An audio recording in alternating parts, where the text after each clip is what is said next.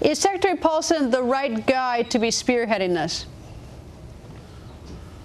No, I memean, I think that he must have been a terrific deal maker at Goldman Sachs and a great chairman of Goldman Sachs, but I don't think that's the same job as being Secretary of the Treasury, and I think the president would be much better off if Undersecretary Kimmett was now replacing Secretary Paulson.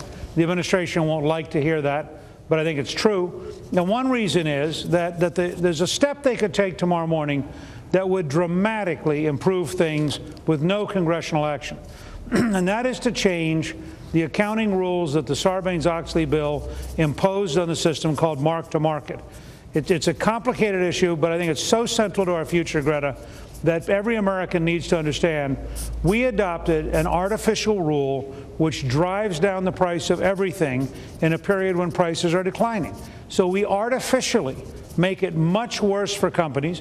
Both Chairman Bernanke and Secretary Paulson have indirectly admitted this when they said that they would pay 2 or 3 times the market value for paper because the paper is so dramatically undervalued. Now, that's a sign that it's the core accounting system that's wrong. 2 Chicago economists indicated on Thursday they thought this was 70% of the problem. That's $500 billion of the $700 billion that Paulson wants. The European Central Bank warned in 2004 that this would be a disaster, that you cannot do what we tried to do under Sarbanes-Oxley. So my challenge to the administration is simple. Suspend tomorrow morning the mark-to-market requirement. Replace it temporarily with a 3-year rolling average. You will overnight explode the amount of liquidity on the street. Companies will immediately have relief all across America. It will be a stunning effect, and you'll have bought plenty of time to now think through in a better way what was so badly designed by Secretary Paulson and that frankly could not be salvaged. All right, if this is so simple, and Secretary Paulson is a man certainly with a long history in the financial system, having been at Goldman Sachs, if this is so easy to change to this 3-year rolling average, which you say will introduce liquidity into the system so quickly, why isn't he doing this? I mean, he seems like a guy who would know this stuff. Well, I think there are at least 2 major reasons. The first is that the Chairman Cox of the Securities and Exchange Commission sees his job as implementing the rigidity of Sarbanes-Oxley, and so he's doing what the Congress said during the last crisis. The fact that it's making it clearly and demonstrably worse doesn't seem to be getting through to him. In the case of Secretary Paulson, I honestly believe, and this is obviously a grounds for real debate, but my personal belief is that he liked the idea, as a former chairman of Goldman Sachs, that he would get to spend $700 billion, and he wanted the power. Let me give you a single example.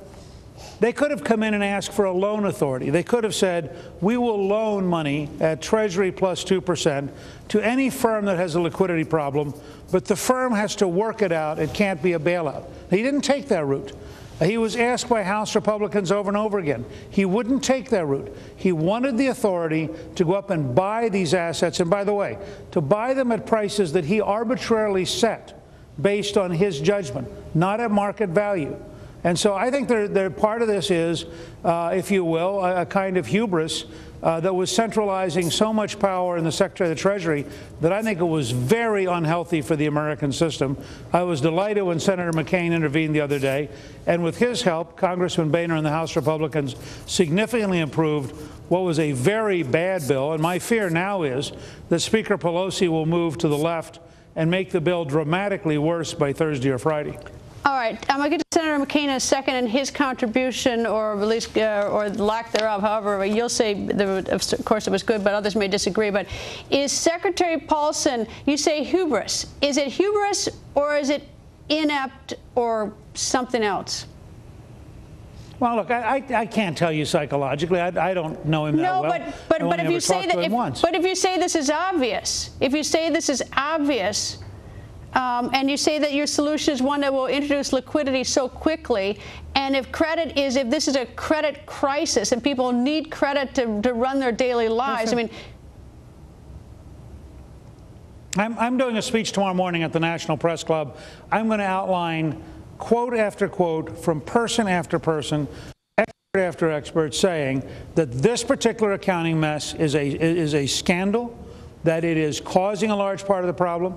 In the last few days, I've talked I'm currently talking to you from Oklahoma City, where I talked to 2 leading businessmen here today who said it was a problem.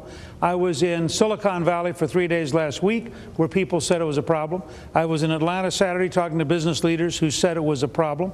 I've talked to people in Las Vegas who've said it's a problem. Every time I turn around, somebody says to me, let me tell you my horror story. Let me tell you how bad mark-to-market is. Because what it does is it says to a firm, if you have one bad sale, you remark your inventory based on this new market, and that drives your inventory down, and now you've got to go out and borrow the extra money to cover this change in your values. On an upward cycle, it would lead you to overvalue your property.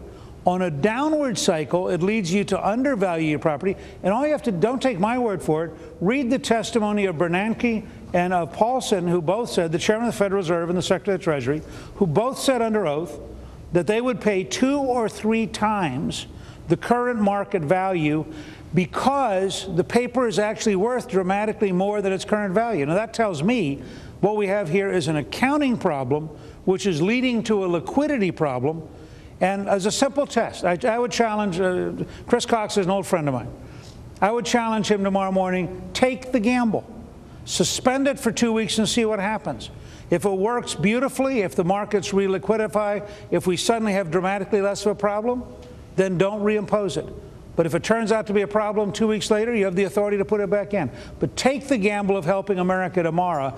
Don't cut a deal that moves the country into even more corruption, even more big government. You know, the Democrats at one point in this last negotiation had a proposal to give left-wing community groups $20 billion as part of the price for passing this.